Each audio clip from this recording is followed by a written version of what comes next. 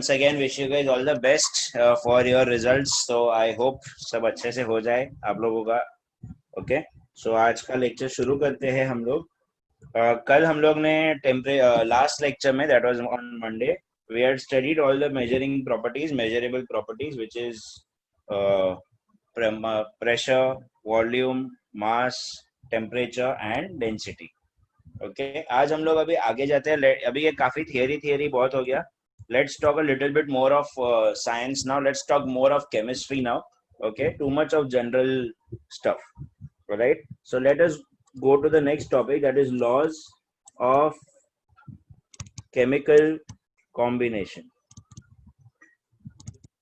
Okay, laws of chemical combination कि भाई क्या क्या होता है, अलग अलग टाइप के जो रिएक्शंस है उनका कुछ स्पेसिफिक लॉज है. कभी भी कोई केमिकल रिएक्शन हो रहा है, so it has to follow certain rules and regulations. Okay, what are those laws we are going to discuss. The first law is law of conservation of mass.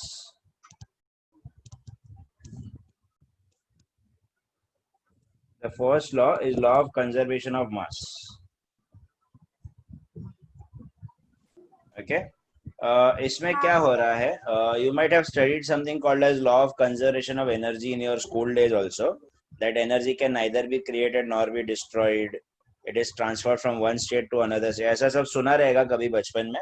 Okay, so वैसा something similar to that is what law of conservation of mass is. तो ये law क्या बोलता है, that during a reaction no atom enters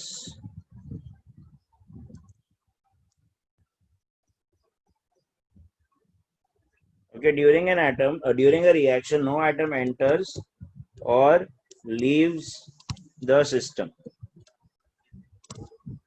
okay, अभी आप simple सा सोच लो कि अगर एक रिएक्शन हो रहा है तो अगर कोई भी एटम अगर अंदर नहीं आ रहा है या कोई भी एटम अगर बाहर नहीं जा रहा है, ओके, तो सबके सब लोग अंदर ही रहने वाले हैं. Nobody is going to change. So उसकी वजह से क्या हो जाएगा कि जो मास रहेगा वो तो कांस्टेंट ही रहने वाला है. उसी को हम लॉ ऑफ कंजर्वेशन ऑफ मास बोलते. देखते आगे. The atoms rearrange themselves. The atoms rearrange themselves and finally the total mass of the reactants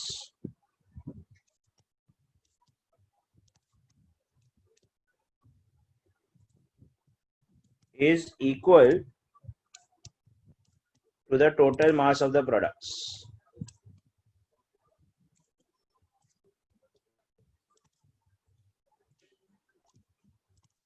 Okay, the total mass of the reactants is equal to the total mass of the products.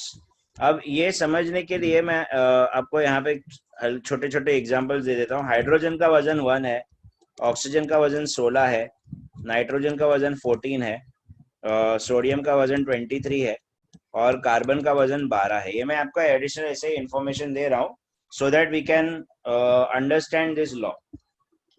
एक basic सा reaction है, 2H2 plus O2 gives us 2H2O.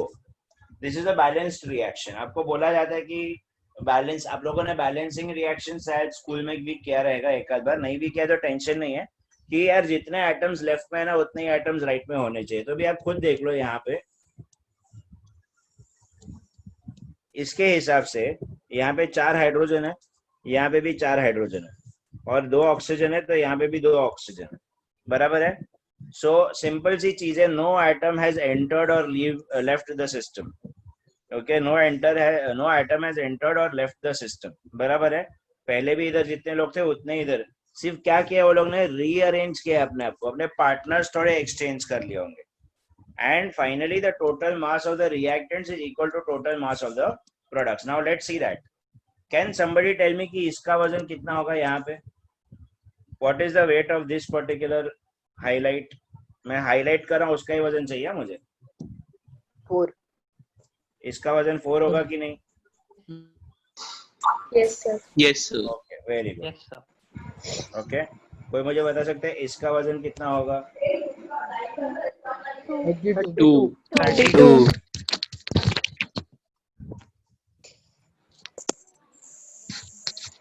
जो highlight किया उसका उसका score बताओ मुझे। इसका आप बोल रहे हो 32 और इसका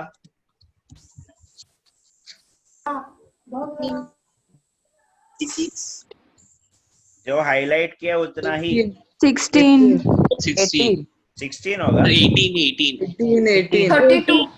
6. 18 होगा ना यार, दो हाइड्रोजन है, Yes. दो हाइड्रोजन का 2 ग्राम और एक ऑक्सीजन का 16, तो मिला के 18 बराबर है।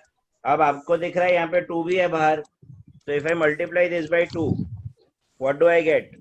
36. 36। 4 प्लस 32 36. हो गया ना। Total mass of the reactants is equal to total mass of the products, बराबर है। एकदम सिंपल सी चीज है, और इसी के वजह से we have studied the balancing of reactions. This law of conservation of mass, यही वो लॉ है which is responsible for making us balance those reactions. वरना हम लोग सिर्फ हाइड्रोजन, ऑक्सीजन और H2O लिख देते, पर वो बैलेंस नहीं होता। तो ये लॉ की वजह से हमने बैलेंसिंग करना शुरू किया है। ओके, एक और एग्जांपल ले लेते हैं। कोई मुझे बता सकता है, न्यूट्रलाइजेशन करके एक रिएक्शन है, शायद सुना होगा, वो होता क्या है न्यूट्रलाइजेशन में? Acid plus base equal to salt plus. Salt plus very water. Good. Acid and base combine to form salt and water, बराबर है। बहुत सिंपल सी चीज है। तो अभी एसिड कौन सा ले लेते हैं? चलो HCl ले लेते हैं, और मैं आपको इधर क्लोरीन का वजन भी दे देता हूँ 35, ऐसे टाइम पास के लिए। वैसे एक्चुअली उसका 35.5 है, बट अभी just for our example purposes I will take it as 35। HCl plus NaOH gives NaCl NaCl plus H2O. H2O. H2O, बराबर है। कोई मुझे बता सकता है HCl का वजन कितना होगा? 36. 36. Very good, 36। यस, क्लोरीन का एक 35 और हाइड्रोजन का 1। NaOH का कितना होगा? Na भी है, O भी है और H भी है। 40. 40, वेरी गुड। 40. दोनों मिला के कितना हो रहा है? 76। अब NaCl का कितना होगा? 58. Very good. और वाटर का कितना है? 18. 18. तो दोनों को प्लस करेंगे तो वापस 76 होएगा। 76. Okay, what do you see that the total mass of the reactants is equal to total mass of the products. इसमें आपने एक और चीज नोटिस की। क्या नोटिस किया सर? कि ये लोग ने अपने पार्टनर्स चेंज कर लिए। देखो, हाइड्रोजन OH के साथ चला गया, ओके, एंड Cl जो है वो Na के साथ चला गया। दिख रहा है आपको यहाँ पे? ये NaCl हो गया आपका, ओके, और ये आपका हो गया H2O. So this is the significance of the line, the atoms rearrange themselves. मतलब वो लोग सिर्फ अपने पार्टनर्स इंटरचेंज कर लेते हैं, okay, but nobody will enter or leave the system. Okay, no atom enters or leaves the system, and the total mass of the reactants is equal to the total mass of the products. Okay, so this is a classic example of that particular movie. आप लोगों ने वो movie देखी रहेगी, something ये सुना रहेगा, कभी अलविदा ना कहना करके एक मूवी है, सुनिए, कभी अलविदा ना कहना। Yes. Yes. तो वो मूवी में भी ऐसा ही होता है ना। वो Preity Zinta then goes to Abhishek Bachchan and then Rani Mukherjee goes to Shahrukh Khan, but nobody has left the movie. Okay, just interchanging the partners. Okay, so that is what has happened in this particular reaction of neutralization also. Okay, so I hope you have understood what is this law of conservation of mass, कि during a reaction कोई भी बंदा reaction को छोड़ के नहीं जाएगा, या कोई नया बंदा अंदर एंटर नहीं करेगा। ओके, सिर्फ आपस में लोग एक दूसरे को रीअरेंज करेंगे, इधर से उधर चले जाएंगे, एंड टोटल मास जो पहले था वही टोटल मास बाद में भी रहेगा। Alright, so please write this down, law of conservation of mass.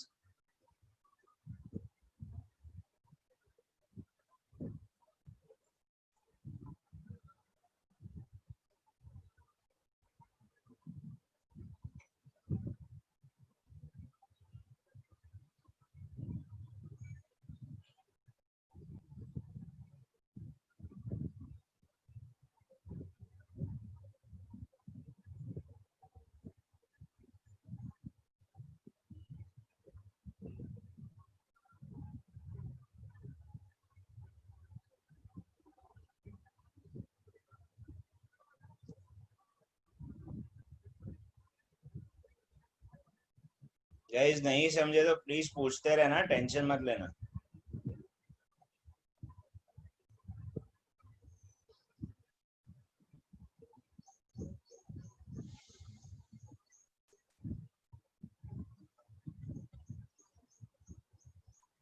Done, sir. Okay, others No, sir, not done. लिखो लिखो लिखो आराम से, कोई गए नहीं.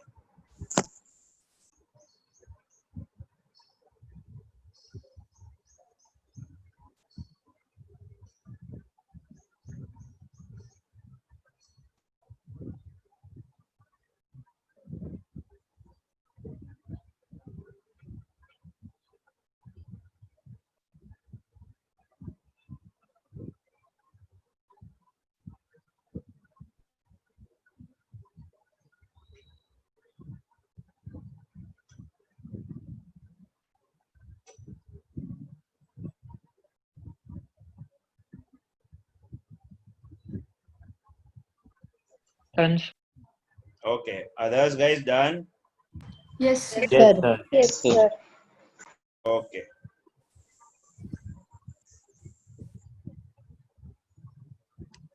So the next law that we'll discuss right now is the law of definite composition. मतलब technically बोलो तो ये चीज भी अपने को वैसे तो पता ही है क्योंकि अपन ऑलरेडी एक बार डिस्कस कर चुके हैं इसको, बट फिर भी ठीक है, चलो एज पर द लॉ भी डिस्कस कर लेना चाहिए. तो नाम में ही लिखा है डेफिनेट. डेफिनेट म्हणजे काय? फिक्स्ड. ओके, सो डेफिनेट में क्या होने वाला है कि फिक्स्ड कंपोजिशन होने वाला है. तो वो क्या कहता है कि any pure substance, okay, any pure substance, और you can also write any pure compound contains a fixed mass, sorry, or I would rather say a fixed ratio of its constituent elements irrespective of the source or method of preparation, irrespective of the source or method of preparation. Okay, so अभी आप समझ लो, एकदम simple language है, इसमें कोई rocket science नहीं है. Okay, कि कोई भी प्योर सब्सटेंस होगा तो उसका जो कंपोजिशन होगा वो फिक्स्ड होगा. Okay, any pure substance will have a fixed composition.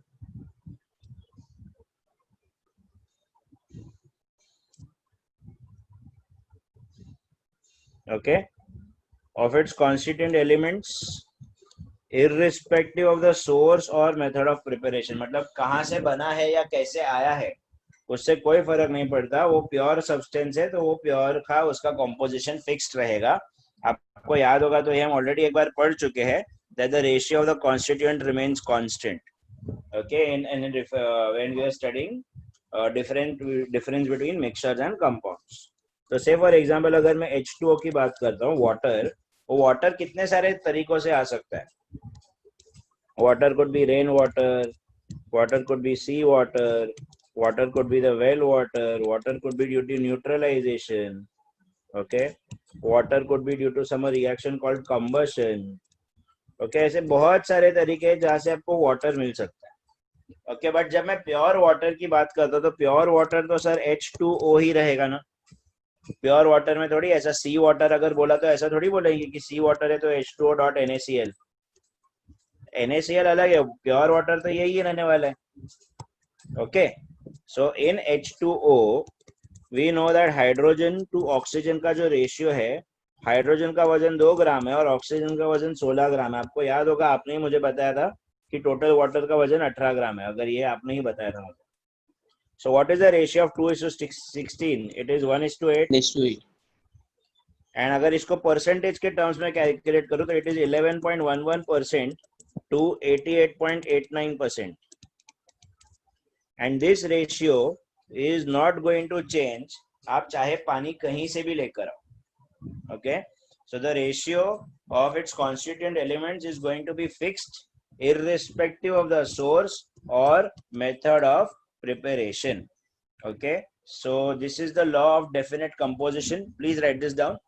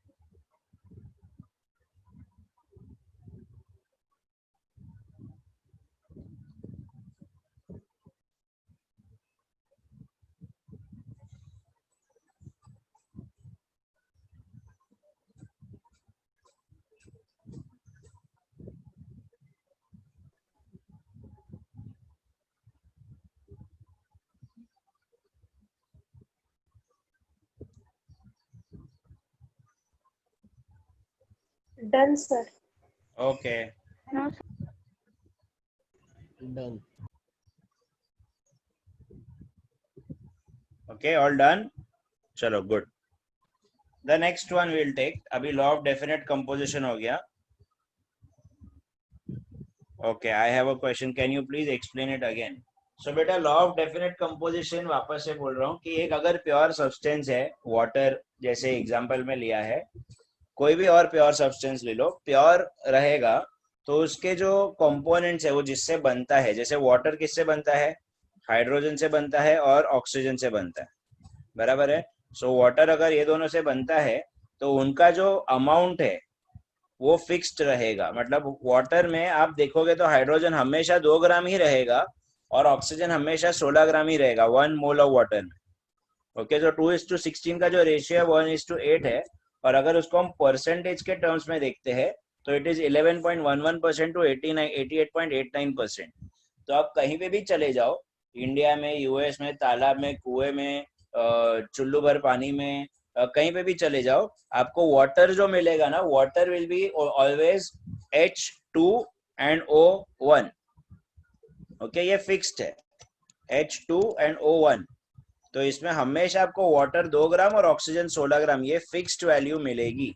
Okay, that is what it is saying. It is a fixed ratio irrespective of the source and method of preparation. Okay, so the next we have is law of multiple proportions.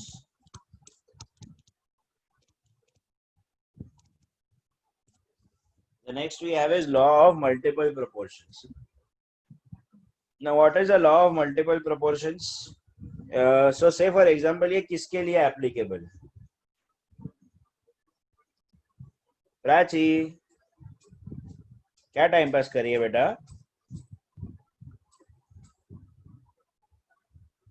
Okay, sorry, sir. the law of multiple proportions is applicable for some things like this. Like आपको पता है hydrogen और oxygen मिला के क्या बनाते हैं, H2O बनाते हैं. बट वो लोग एट द सेम टाइम वो लोग हाइड्रोजन पेरोक्साइड भी बना सकते हैं. वैसे ही कार्बन और ऑक्सीजन मिला के कार्बन मोनोऑक्साइड भी बनाते हैं, कार्बन डाइऑक्साइड भी बनाते हैं. और कार्बन और हाइड्रोजन तो भाई बहुत कुछ बना सकते हैं. मीथेन बना सकते हैं, इथेन बना सकते हैं, प्रोपेन बना सकते हैं, क्या कुछ नहीं बना सकते, बराबर है. वो लोग तो बहुत कुछ, बेंजीन बना सकते हैं, all hydrocarbons. Okay, the entire organic chemistry is based on this.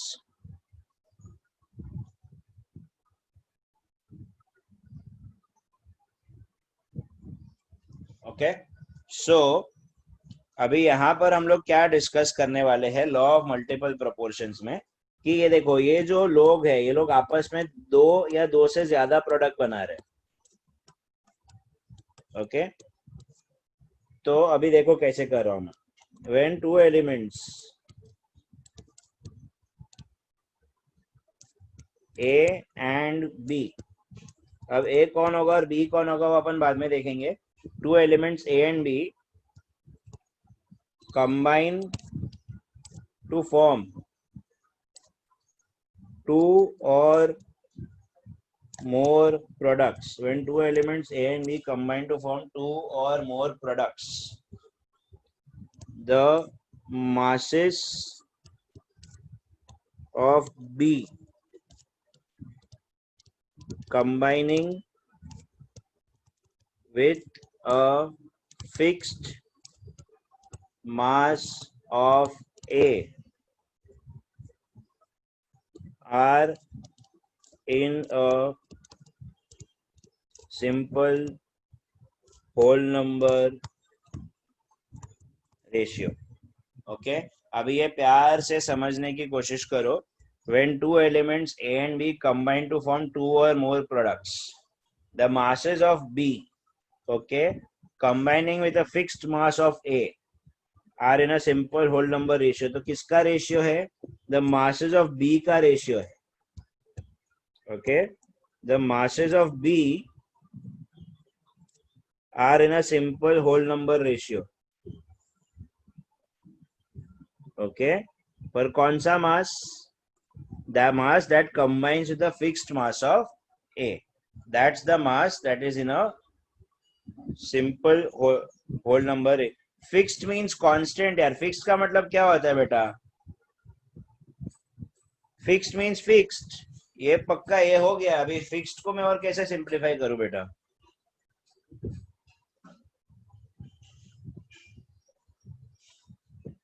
Okay, so अभी देखो यहाँ पर when two elements A and B combine to form two or more products, the masses of B combining with a fixed mass of A are in a simple whole number ratio.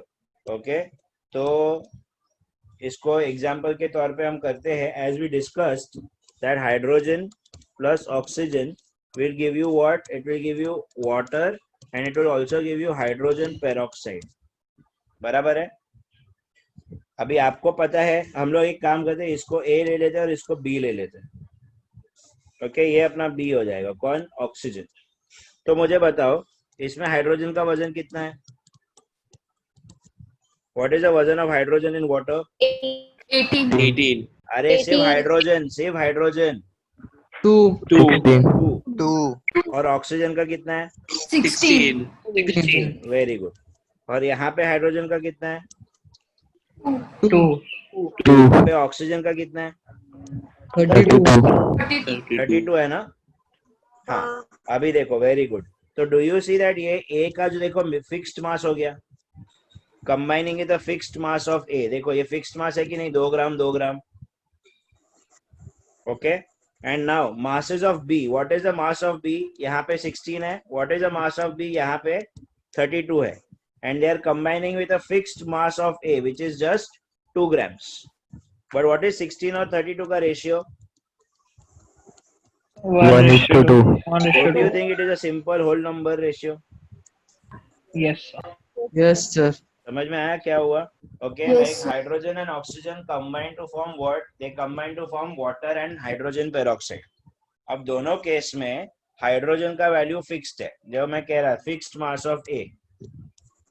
Okay, तो दोनों case में देखो hydrogen का value 2 ग्राम fixed है। तो दो first वाले hydrogen के 2 ग्राम में 16 ग्राम ऑक्सीजन है और दूसरे 2 ग्राम में 32 ग्राम ऑक्सीजन है। तो masses of B are in a simple whole number ratio. So ये वाला जो मास है और ये वाला जो मास है ये एकदम सिंपल होल नंबर रेशियो में आता है। ओके, एक दो और एग्जांपल ले लेते हैं so as to get a better idea of this particular law. Okay, don't worry, we'll discuss one more. Carbon plus oxygen combine to form carbon dioxide and carbon monoxide. बराबर है? इसमें carbon का वजन 12 है, इसमें भी कार्बन का वजन 12 है। इसमें ऑक्सीजन का वजन कितना है? 32. 32. 32 और इसमें ऑक्सीजन का वजन कितना है? 16. हो गया कि नहीं? 32:16 is 2:1. 1. बराबर है ना? वापस से सिंपल हो लो, देखो इस बार भी फिक्स्ड मास ऑफ ए, तो अगर हम लोग इसको ए पकड़ते और इसको बी पकड़ते हैं तो देखो 12 फिक्स है दोनों में। ओके, एक काम करो, इतना लिख लो, अपन 2 और एग्जांपल देखते हैं so as to confirm this law. Okay, please write this down. 1-2 example फिर से समझाता हूँ, उसके बाद भी अगर नहीं समझा तो बोलना, वापस से एक्सप्लेन करो।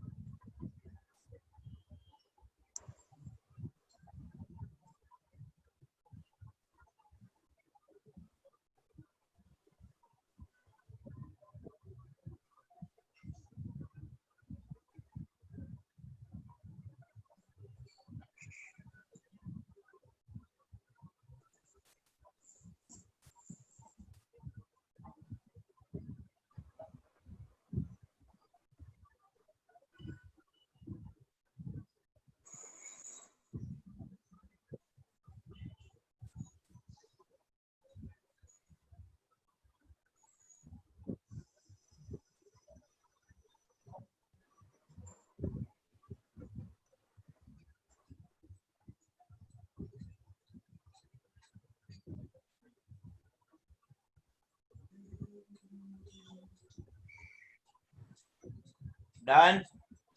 Yes, sir. Yes, sir. Yes, sir. Okay, तो चलो अभी 1-2 और एग्जांपल वापस से आपको एक्सप्लेन करता हूँ इसी के लिए। अभी इस बार क्या था, ये 2 एग्जांपल में बहुत इजी था। क्यों इजी था? क्योंकि सर आपने ऐसे एग्जांपल लिए थे जिसमें ये पहले से फिक्स थे, बराबर है, इसमें अपन ने कुछ काम किया ही नहीं है सर, ये तो बहुत इजी वाले एग्जांपल थे। तो चलो थोड़े से अलग एग्जांपल लेते। So the example we'll take now is CH4 and C2H6, methane and ethane. अब मुझे बताओ, सी में हाइड्रोजन कार्बन का वजन कितना? 12, इसमें ये 4। What about this carbon? 24. 24. Very good, very good. And hydrogen? 6. अब आप मुझे बताओ, कार्बन और हाइड्रोजन में आपको कौन सा ए लेना है? Carbon. कार्बन को ए लेना है और हाइड्रोजन को बी लेना है। ओके, ठीक है। तो अभी अपने को फिक्स्ड मास ऑफ ए करना पड़ेगा कि नहीं? तो यहाँ पे तो कार्बन 12 है, एक काम करते हैं अपन, ये 24 को 12 करने की ट्राई करते हैं। तो how do we go for 24? 24 divide by what will give me 12? 2. ना? तो सर एक काम करते हैं, आप इसको डिवाइड बाय 2 कर दो। तो अगर सर हमने इसको डिवाइड बाय 2 किया तो इसको भी डिवाइड बाय 2 करना पड़ेगा, क्योंकि बोथ साइड दोनों इक्वल होना मांगते हैं ना एकदम। अभी एक ऐसा थोड़ी होगा सिर्फ कार्बन आधा कर पाएंगे, रेशियो तो सेम रहना चाहिए। तो what is 24 by 2? 12। What is 6 by 2? 3। तो ये हो गया फिक्स्ड मास दोनों का, यस और नो? Yes, sir. अब इनका रेशियो क्या है? 4:3. 4:3 भी तो सिंपल होल नंबर है कि नहीं? Yes. Yes. समझा? सो इवन दो अभी देखो, पुराने एग्जांपल में मैंने क्या किया था कि ऐसा एग्जांपल लिया था जिसमें दोनों पहले से ही कांस्टेंट है. यहाँ पे अपन ने थोड़ा अलग करके देखा. अलग करके देखा तो रेशियो बी फिर भी सिंपल होल नंबर में ही आएगा. ओके.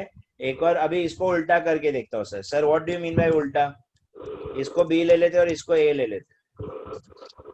ओके. तो देखो कार्बन CH4 C2H6 12 4 24 6. अभी 4 और 6 का अपने को मालूम है, एलसीएम निकालना बराबर है. 4 और 6 का एलसीएम 24 होने वाला है. बट अपन उल्टा करते हैं, कम करने की कोशिश करते हैं. तो एक काम करते हैं, दोनों को 1 करते हैं. 1. ओके. तो sir 4 divide by what will give me 1? 3. 4 divide by 3 is 1. 4. 4. 4 divide by 4 is 1. तो सर आपने इसको 4 किया तो इसको भी डिवाइड बाय 4 करना पड़ेगा. तो ये 1 हो गया. ये कितना हो जाएगा? 3. ओके. अब इसको डिवाइड बाय 6 कर देते ताकि ये 1 हो जाए.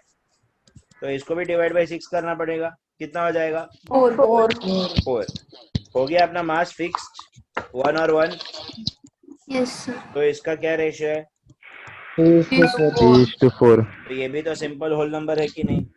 Yes. Yes, sir. तो वही तो आप चाहे कार्बन से करो चाहे आप हाइड्रोजन से करो, your ratio will always be a simple whole number. Okay.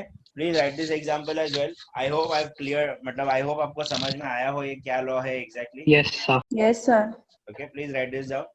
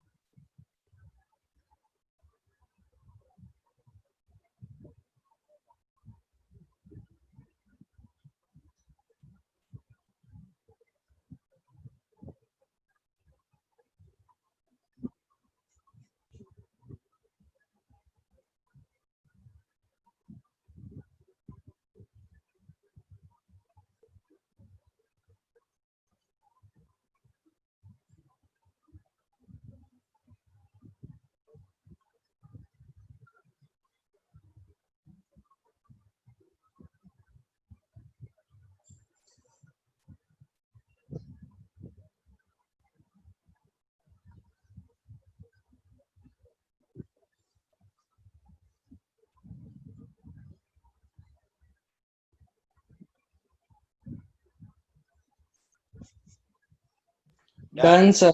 Okay. Great. Guys, others done?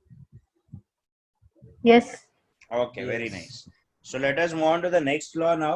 ये हम लोग ने देख लिया law of multiple proportions. Let's talk about the next one. Gay-Lussac's law of gaseous volumes.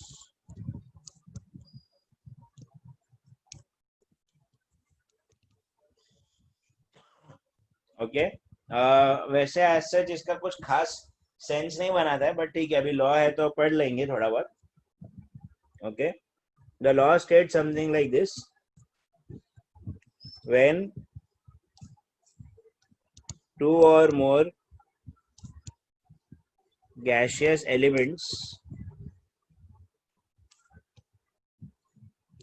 combine to form gaseous products. When two or more gaseous elements combine to form gaseous products, okay, they combine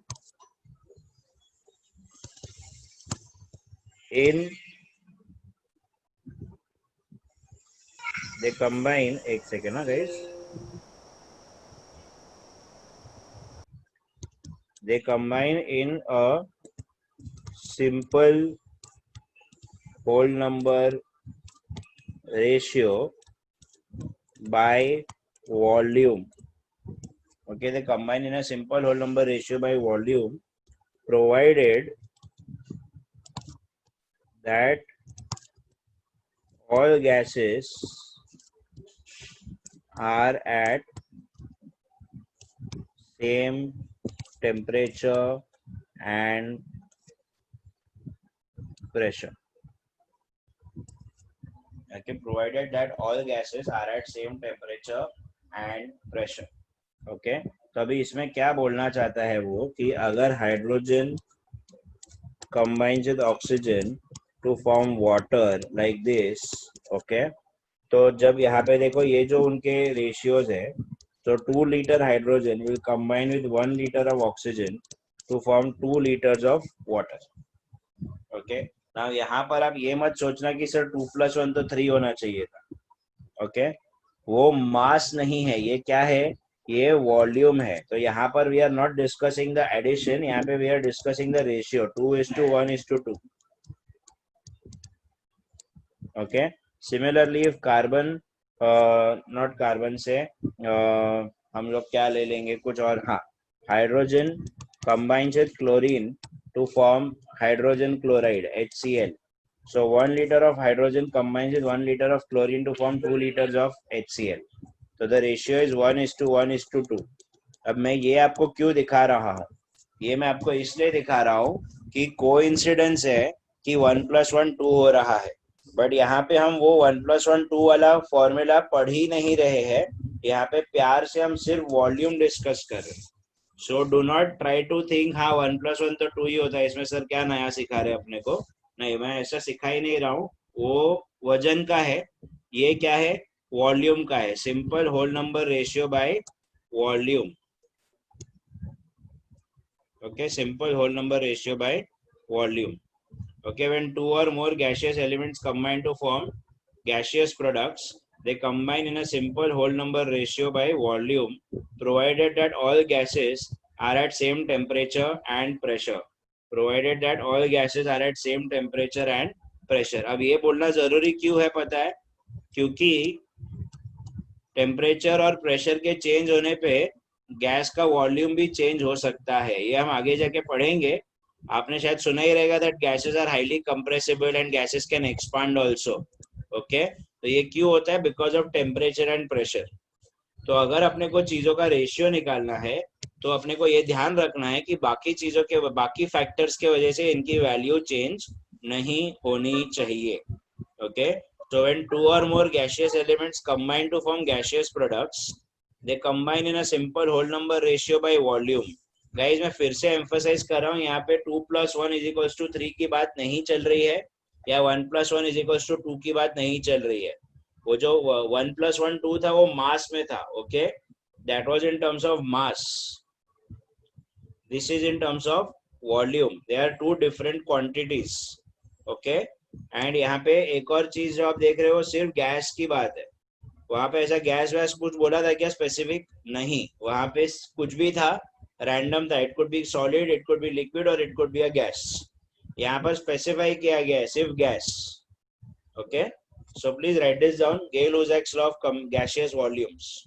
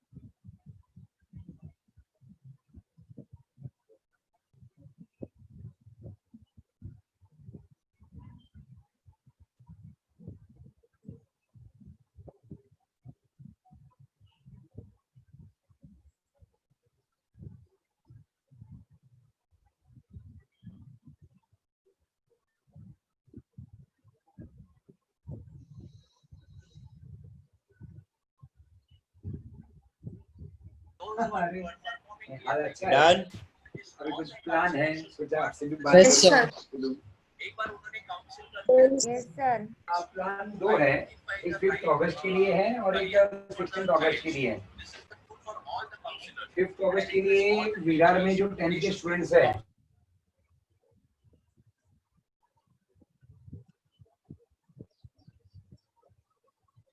okay चलो, Gay-Lussac's law of gaseous volumes is done. Now we move on to the next one. ये अभी आज जो हम लोग पढ़ रहे हैं ना, this is a very good law.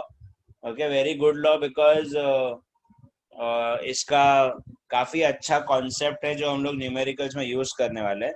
तो मैं एक काम करता हूँ, मैंने आपको लॉ नहीं सिखाता, मैं पहले कॉन्सेप्ट सिखा देता हूँ और हम लोग अगले लेक्चर में उसका लॉ डिस्कस करेंगे और मस्त वाला एकदम न्यूमेरिकल्स भी प्रैक्टिस करेंगे उसकी। Okay, so now let's see the Avogadro's mole concept.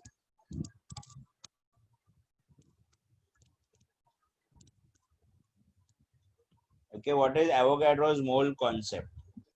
तो Avogadro's mole, ये 1 mole जो है हम लोग ने पढ़ा है, that amount of substance can be calculated in terms of moles, आपको याद होगा। okay, तो amount of substance can be calculated, तो ये मोल आया कहाँ से? So that was given by Avogadro. He says that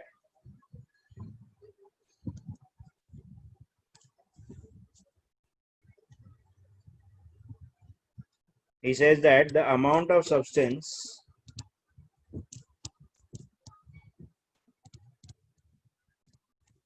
equal to its molecular weight in grams. Amount of substance equal to its molecular weight in grams is called 1 mole. Okay, amount of substance equal to its molecular weight in grams is called 1 mole. All right, that's the thing that we are going to study. Okay, now what is this? Say for example, अपन को पता है what is the वजन of hydrogen, molecular weight ऐसे लिखा जाता है। आपको याद है हाइड्रोजन का वजन 18 था, so whenever a molecular weight is written, it is written as 18 grams per mole. पर मोल ऐसे लिखा जाता है molecular weight. ओके, तो अगर मेरे पास मेरे बाल्टी में 18 ग्राम पानी है, अगर मेरे पास 18 ग्राम पानी है, पर 18 ग्राम क्या है? 18 ग्राम तो molecular weight भी है ना, तो instead of saying 18 ग्राम पानी, I can always say I have 1 mole of water. Okay, instead of saying I have 18 grams of water, I can also say that I have 1 mole of water. I hope you understood what I am trying to say. Okay, वैसे ही carbon dioxide, कोई मुझे बता सकते हैं carbon dioxide का वजन कितना होगा? 44. Very good. So carbon dioxide, the molecular weight is written as 44 grams per mole. So if I have 44 grams of carbon dioxide, I have 1 mole of carbon dioxide. Anybody who can tell me what is the version of NH3 ammonia? 17. 17. Very nice. 17 grams per mole. Okay. So if I have 17 grams of ammonia, I have 1 mole of ammonia. Okay, समझ में आ रहा है मैं क्या बोल रहा हूँ ये? Okay, अभी एक काम करते हैं, एक फॉर्मूला डिराइव करने की कोशिश करते हैं. What formula sir? सो देखो यहाँ पे मैं वेट लिख देता हूँ, टोटल वेट लिख देता हूँ, नंबर ऑफ मोल्स लिख देता हूँ, एंड वी नो, अपन एग्जांपल ले लेते हैं, अमोनिया का एग्जांपल है. What is the molecular rate of ammonia? 17 grams per mole. ये क्या है? मॉलिक्यूलर वेट है ना. ओके, तो अगर मेरे पास 17 ग्राम है तो कितना मोल होना चाहिए? 1 mole. 1. Very good. अगर मेरे पास 34 ग्राम्स है तो? 2 mole. 2 moles. 2 mole. 51 ग्राम्स है तो? 3 moles. 3 moles. 58 4. 4. 85 5. बराबर है. Do you agree that Yes. 51 divided by 17 is equals to 3? ये सही है या गलत है? सही सही है ना? What is 51? total weight. Total. What is 17? Molecular weight. And what is 3? Number of moles. Number of moles. Formula क्या बन गया? Total weight divided by molecular weight is equals to Number of moles. एकदम simple हो गया. अब guys ये है ना, अलग से फॉर्मूला जैसा रट्टा मारने जैसा नहीं है. बिकॉज व्हाई यू नो, अगर यही चीज मैं आपको मैथ्स में सिखाता था तो आप बोलते अरे क्या इजी चीज है, और ये चीज केमिस्ट्री में सिखा रहा हो तो आपको लगता है कि अरे रट्टा मारना पड़ेगा. सर क्यों ऐसा बोल रहे हो? कॉमन सेंस है ना बेटा. 1 मोल का 17 ग्राम वजन है तो 4 मोल का कितना होगा? तो सिंपल सा तेरे को क्रॉस मल्टीप्लीकेशन ही तो करना है. समझ में आ रहा है? अपन कुछ नया नहीं कर रहे. If you want just see this way, it's as simple as it is. 1 mole का 17 ग्राम वजन है तो कितने मोल का 51 ग्राम होगा? तो सिंपल क्रॉस मल्टीप्लाई किया तो आपको वही आने वाला है 51/17, which is nothing but 3. So it is not that we need to memorize this formula, but yes, if we know it this way, it's better. But बाकी तो सिंपल मैं आपको मैथ्स ही सिखा रहा हूँ. मैं सिर्फ टर्मिनोलॉजी केमिस्ट्री की यूज कर रहा हूँ. तो कुछ बच्चे बोलते हैं केमिस्ट्री बहुत डिफिकल्ट है, ये है वो है. अरे केमिस्ट्री में आधा तो मैथ्स आता है. तो आपको अगर मैथ्स समझ में आ रहा है, स्पेशली फिजिकल केमिस्ट्री में, तो आपको कोई टेंशन आना ही नहीं चाहिए. Okay, so all those who feel अरे बहुत कंफ्यूजिंग है, relax. There is absolutely nothing about chemistry to be so scared of. It is very simple and very logical. Okay, please write down the Avogadro's mole concept and then पीछे का example मैं आपको देता हूँ.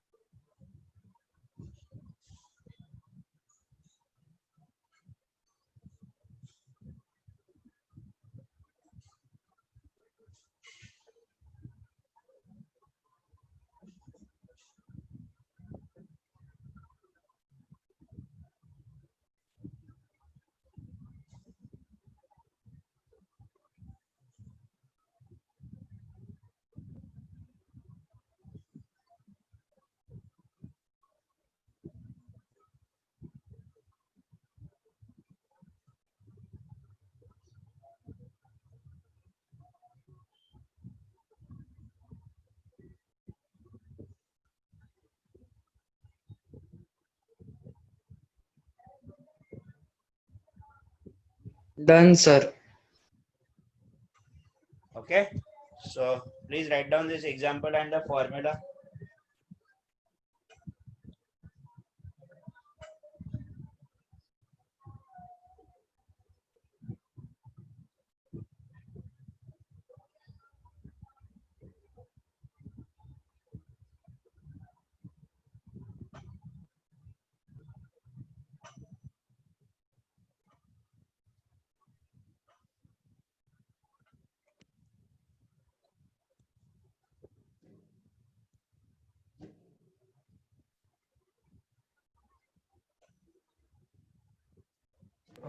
So who got disconnected? Let me just see.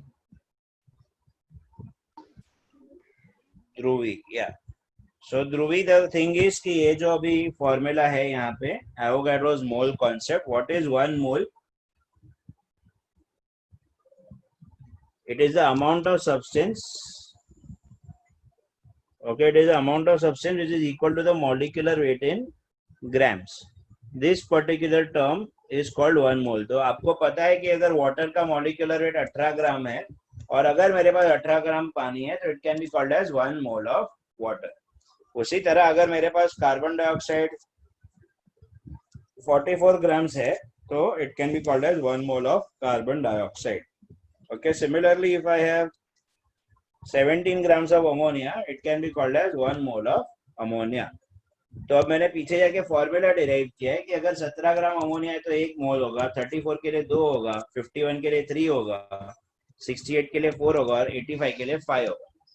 So the formula was this, that how do you calculate number of moles is total weight divided by molecular weight gives us the number of moles. Okay, so this is the formula for deriving the number of moles.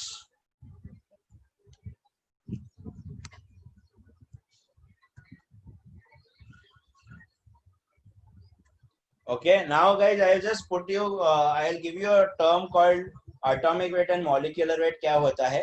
वैसे तो अपने को पता है. See, it's more about the numbers also, only about the numbers. But क्योंकि हम लोग 11th में है और अपने को छोटा छोटा definitions आना चाहिए, इसलिए मैं आपको definition सिखा रहा हूँ. वरना आपको मैं बता दूं definition की अपने numericals में कहीं आगे जरूरत इतनी पढ़ने नहीं वाली है. Okay, but अभी है तो है. तो let's just study. There is something called as atomic weight. And then there is something called as molecular weight. Okay, अब मुझे पहले एक चीज बताओ, ये जो लाइन मैं यहाँ पे बना रहा हूँ ब्लू कलर की, ये वाली, ये लाइन बड़ी है या छोटी है?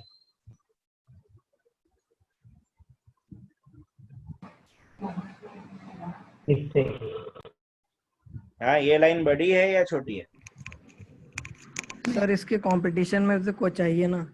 सर कंपेयर किससे करना है? Exactly the point. So see, understand, whenever we talk about physics or chemistry or mathematics or in general science, we always need a frame of reference. We always need some comparison. अभी छोटी हो गई ना वो line? हाँ. Yes. बराबर है. तो जब भी हम लोग फिजिक्स केमिस्ट्री में नॉर्मल कोई क्वांटिटीज की भी बात करते हैं ना गाइस, तो भी अपने को फ्रेम ऑफ रेफरेंस लगता है. सर तो सर आप क्यों बता रहे थे? क्योंकि ये जो वजन हम कैलकुलेट करने वाले हैं ना, उसको भी फ्रेम ऑफ रेफरेंस लगेगा. तो फ्रेम ऑफ रेफरेंस ऐसा होना चाहिए, मतलब विद रिस्पेक्ट टू अगर हम करेंगे तो फ्रेम ऑफ रेफरेंस ऐसा होना चाहिए जो खुद फालतूगिरी ना करे. मतलब आप मुझे बताओ, ऐसा कोई नंबर है क्या जिसको हम मल्टीप्लाई या डिवाइड करेंगे तो अपने फाइनल आंसर में कुछ चेंजेस नहीं होंगे?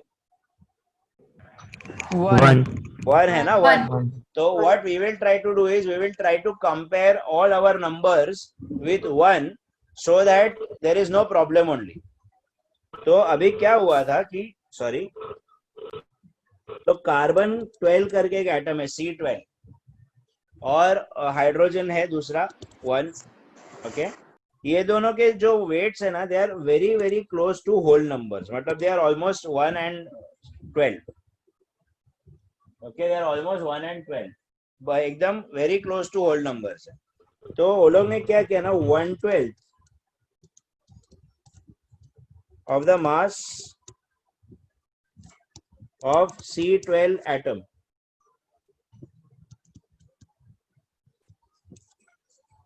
What is 1/12 of the mass of C12 atom? उसका मास कितना है कार्बन का? 12. What is 1/12 of 12? 1 ना? 1. हो गया ना, अपने को 1 चाहिए था ना, तो अभी अपने को मिल गया. 1 कहाँ से मिला? 1/12 of the mass of C12 atom. तो ये हो जाएगी अपनी वो करस्पॉन्डिंग लाइन जिसके साथ अपन कंपेयर करने वाले. तो what is the atomic weight? तो atomic weight is nothing but mass of an atom of an element compare to, आप ही मुझे बोले थे सर कंपैरिजन चाहिए, तो compare to 1/12 of the mass of a C12 atom. Okay, mass of an atom of an element compared to 1/12 of the mass of a C12 atom, because what is 1/12 of the mass of C12 atom? 1. तो what is the benefit कि इसका जो भी मास रहेगा, से for example sodium, okay, sodium का अगर मास 23 है, तो if it divided by 1, what is happening? It remains 23. तो सर साइंस का रूल था कंपैरिजन करना है, तो हमने कंपैरिजन का कंपैरिजन भी कर दिया और हमारा वैल्यू भी चेंज नहीं हुआ, बराबर है. So that is a benefit. Atomic weight is nothing but mass of an atom of an element compared to 112 to the mass of the C12 atom. Okay, similarly यहाँ पे भी वही है, mass molecular weight is nothing but the algebraic sum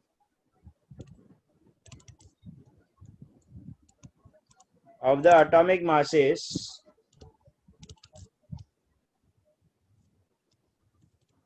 of the constituent elements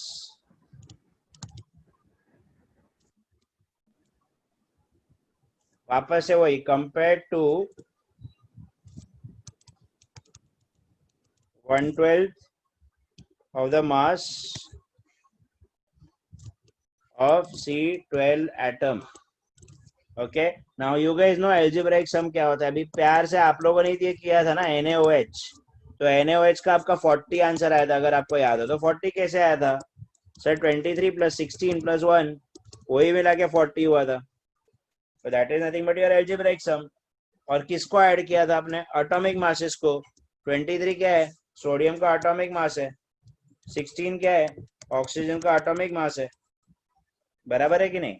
so it is algebraic sum of the atomic masses. अभी मैं वापस से आपको बता रहा हूँ कि ये जो डेफिनेशन है वर्ड टू वर्ड, ये आपको आगे कहीं पे काम खास आने वाला है नहीं, लेकिन जस्ट क्या आपने को पता रहना चाहिए कि टेक्स्ट बुक में क्या है. Okay, so please write this down, this definition. अगले लेक्चर में हम लोग एवोगाड्रोस लॉ का फॉर्मूला डिराइव करेंगे.